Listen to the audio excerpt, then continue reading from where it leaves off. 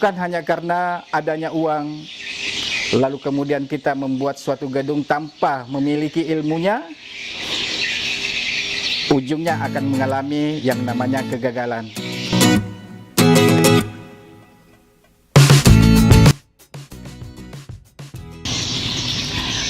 Oke, selamat sore sahabat Wallet Fitron Indonesia. Masih bersama dengan tim markaswallet.com dan Fitron Indonesia di Kalimantan Tengah, tepatnya di Kecamatan Samuda. Oke, sahabat Wallet Indonesia, sore hari ini kami akan menjelaskan bagaimana membangun sebuah gedung yang efektif dan bisa produktif. Yang pertama, sahabat Wallet khususnya para pemula yang ingin mengembangkan usaha di bidang budidaya Wallet, yang pertama dari sektor lokasi. Sektor lokasi itu menjadi faktor utama yang menentukan bagaimana salah satu gedung atau suatu gedung itu bisa berhasil atau tidak. Terus yang kedua, bagaimana merancang atau mendesain sebuah gedung agar supaya gedung tersebut bisa mendapatkan kunjungan-kunjungan dari burung walet dan disukai. Posisi gedung, lokasi gedung, lalu kemudian bagaimana posisi dan penempatan lubang masuk burungnya, LMB. Tentu itu menggunakan atau harus menggunakan sesuatu pemikiran yang luar biasa. Bukan hanya sekedar membangun saja ya, para sahabat Wallet Indonesia. Bukan hanya karena adanya uang, lalu kemudian kita membuat suatu gedung tanpa memiliki ilmunya, ujungnya akan mengalami yang namanya kegagalan atau kegalauan. Sahabat Wallet Fitron Indonesia dan markaswallet.com dimanapun Anda berada di seluruh Indonesia, untuk menempatkan suatu posisi lubang masuk burung atau LMB, itu kita harus memperkirakan atau memikirkan. Yang pertama, arah burung walet pulang kandang. Terus arah matahari. Nah, ini semua menjadi faktor eksternal yang harus kita pikirkan terlebih dahulu sebelum kita mendirikan semua bangunan RBW. Karena kenapa? Faktor eksternal ini yang menjadi faktor yang utama juga ketika kita ingin membangun suatu gedung, agar supaya betul-betul faktor eksternal ini bisa menunjang keberhasilan gedung setelah nanti berhasil kita bangun. Itu yang pertama. Ini terkait lagi mengenai faktor internal gedung itu sendiri. Nah, ketika kita sudah meletakkan sebuah lubang masuk burung atau bangunan yang menggunakan RM atau istilahnya dalam dunia perwaletan adalah rumah monyetan, Anda letakkan LMB di posisi mana aja tidak ada masalah.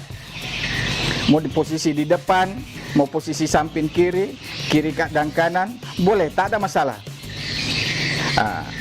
Namun dengan demikian itu, kita harus menyesuaikan kondisi void yang ada di dalam gedung itu sendiri. Karena kenapa? Posisi LMB atau void ini yang akan menentukan jalur manuver burung walet di dalam gedung. Kebanyakan para pemula asal meletakkan LMB saja. Ada yang membuat LMB-nya di sebelah kanan, ada yang di sebelah kiri, ada yang lurus, ada yang menggunakan void zigzag, ada yang menggunakan void tangga. Itu sebenarnya tak ada masalah. Yang jadi masalah kalau para teman-teman pembudidaya ini melakukan penyekatan yang salah, sehingga mempersulit manuver burung walet ketika memasuki LMB, turun ke void, lalu kemudian memasuki ke ruang inap. Ini yang terkadang menjadi fenomena, menjadi sebuah pertanyaan. Karena kenapa? Pandangan pertama burung walet ketika ingin memasuki ruang inap itu adalah yang namanya central void atau transit, di mana burung walet tersebut itu akan bermanuver di dalam void lalu kemudian dia akan menerobos masuk ke dalam ruang inap. Nah, di sini posisi penempatan LAR dari LMB, kemudian void, lalu kemudian penempatan LAR ini yang harus sangat ekstra hati-hati para sahabat walet. Mengapa demikian? Mengapa penempatan LAR ini sangat penting sekali? Karena di sini kita harus memperhitungkan posisi manuver burung walet dari LMB turun ke void lalu kemudian memasuki yang namanya LAR. Jangan sampai kita mempersulit manuver burung walet untuk menemukan lubang antar ruangan yang kita siapkan itu. Nah, setelah burung walet memasuki suatu gedung, ketika akan menerobos masuk ke dalam ruang inap, ada hal yang sangat penting sekali yang sering terlupakan oleh para pembudidaya, yaitu suara tarik. Suara tarik di sini banyak yang menganggap bahwa itu hal yang sepele. Padahal suara tarik ini adalah suara penuntun atau suara yang bisa memandu burung walet itu untuk memasuki sebuah ruangan. Contoh, misalkan di LMB, ketika burung walet sudah merespon LMB, suara yang di LMB atau lubang masuk burung itu, ketika memasuki void, maka ada tarik void. Tarik void ini berfungsi ketika burung walet itu melewati yang namanya LMB. Lalu ketika burungnya masuk di void, bermain dan berputar, maka ada tarik LAR. Tarik LAR inilah yang akan menggiring burung untuk memasuki yang namanya ruang inap. Atau istilah Inggrisnya itu, istilah bahasa Sangsekertanya itu nesting room, ya, ruangan untuk beristirahat. Suara tarik ini harus betul-betul fokus. Ada yang asal menempatkan banyak gedung-gedung yang kita lakukan investigasi, gedung-gedung galau yang kita sudah rehab, itu penempatan suara tariknya itu gagal fokus. Sehingga burung walet hanya masuk bermain, masuk LMB, keluar lagi, masuk LMB ke void, keluar lagi. Kenapa? Tarik LAR-nya tidak berfungsi. Ini kebanyakan yang kita temukan. Ada juga yang tidak menggunakan suara tarik sama sekali. Jadi ketika burung walet memasuki void, suara tarik LAR itu harus fokus, betul-betul fokus. Ketika burung walet memasuki LAR menuju ke ruang inap, maka diperlukan lagi suara tarik dalam. Ya, kalau gedungnya agak memanjang, itu diperlukan suara tarik di dalam. Itu agar supaya burung waletnya bisa tergiring ke sana. Karena kenapa? Ketika burung walet sudah melewati LAR atau tarik LAR masuk ke dalam ruang inap, maka harus ada suara yang menuntun dari belakang. Lalu kemudian ketika terjadi penyekatan, atau misalkan di dalam gedung ini sudah terjadi yang namanya master plan untuk desain tata ruang, tentu sangat-sangat diperlukan dan dibutuhkan yang namanya suara tarik inap. Suara tarik inap ini berada di dalam ruangan yang sudah dilakukan penyekatan.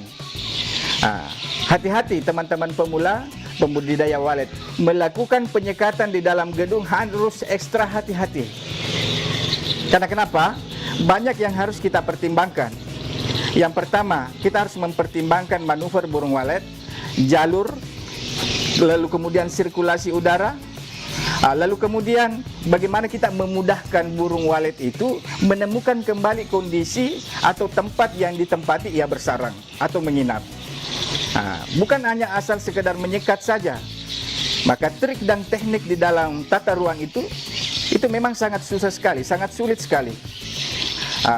Beda kalau kita berada atau gedungnya itu berada di tempat yang memang tidak perang suara, RBW tunggal. Oke, Anda tidak melakukan penyekatan atau tidak melakukan strukturisasi, harmonisasi tata suara dan tata ruangan, itu tidak ada masalah. Tetapi ketika RBW Anda berada di lokasi perang suara, perang gedung, gedungnya berderet, lalu kemudian Anda tidak meletakkan tata suara dengan tata ruang yang benar, nol. Hasilnya akan nol. Mengapa demikian? Karena kenapa? Kenyamanan dan keamanan burung walet di dalam gedung itu tidak terpenuhi. Nah, sehingga ketika gedung-gedung yang lain ini terpenuhi tata ruang dan tata suaranya, lalu kemudian burung walet itu akan berpindah ke sana. Karena kenapa? Di sana dianggap, atau di gedung yang lain itu dianggapnya nyaman, dianggapnya aman, sehingga burung walet yang tadinya sudah beradaptasi di gedung kita itu akan pindah secara otomatis ke sana. Karena kenapa? Kenyamanan dan keamanan di dalam gedung kita itu tidak terpenuhi. Itu masih terkait dengan tata suara dan tata ruangan. Masih banyak hal-hal yang harus dipertimbangkan. Apalagi suhu. Suhu dan kelembaban itu sangat mempengaruhi juga. Apa efek daripada suhu? Suhu yang dominan atau suhu yang paling disukai itu antara 26 sampai dengan 30 derajat Celcius. Kelembaban antara 80 sampai dengan 90 tingkat kelembaban yang disukai oleh burung walet itu. 80 sampai 90% kelembaban itu adalah normatif di dalam gedung itu sendiri. Jadi teman-teman para petani dan pembudidaya walet seluruh Indonesia, ketika ingin membuat gedung, maka perhatikanlah faktor-faktor utama yang menjadi penentu keberhasilan suatu gedung itu.